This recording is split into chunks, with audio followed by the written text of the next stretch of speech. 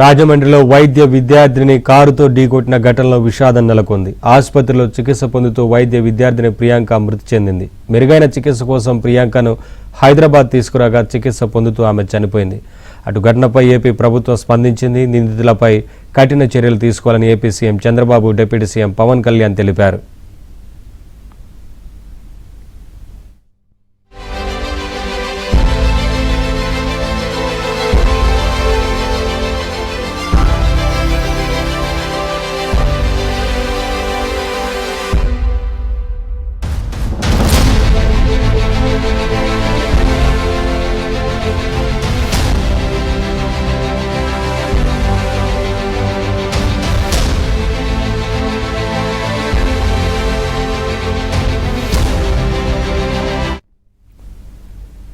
రాజమండ్రిలో వైద్య విద్యార్థిని కారుతో ఢీకొట్టిన ఘటనలో విషాదం నెలకొంది. ఆసుపత్రిలో చికిత్స పొందుతూ వైద్య విద్యార్థిని ప్రియాంక మృతి చెందింది. మెరుగైన చికిత్స కోసం ప్రియాంకను హైదరాబాద్ తీసుకురాగా చికిత్స పొందుతూ ఆమె చనిపోయింది. అప్డేట్స్ మా కరెస్పాండెంట్ రాజబాబు నడి తెలుసుకుందాం. రాజబాబు. నవీన్, ప్రస్తుతం అయితే కనుక ఎవరైతే ఈ కారు ఢీకొట్టిన సంఘటనలో తీవ్రంగా గాయాలు పాలైన జిఎస్ఎల్ మెడికల్ పీజీ విద్యార్థిని డాక్టర్ ప్రియాంక ప్రస్తుతం హైదరాబాద్ లోని ఒక ప్రైవేట్ ఆసుపత్రిలో వెంటిలేటర్ పైన చికిత్స పొందుతున్నారు.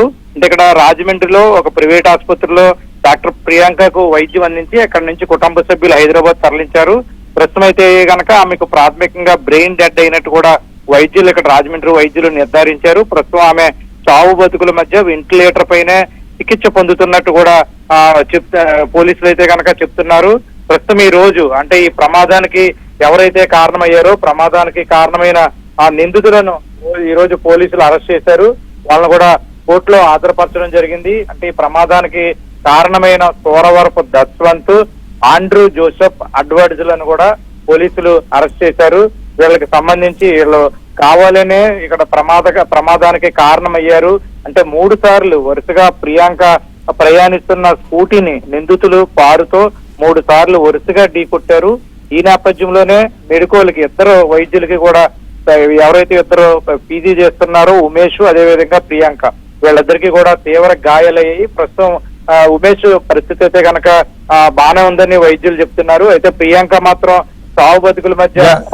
రాజబాబు, ఇంతకు ముందే వార్త తెలిసింది, అంటే చికిత్స పొందుతూ మరణించినట్లుగా చెబుతా ఉన్నారు కదా నవీన్. అంటే ఇక్కడ రాజమండ్రిలో ఉన్నప్పుడే డాక్టర్ ప్రియాంక బ్రెయిన్ డెడ్ అయింది.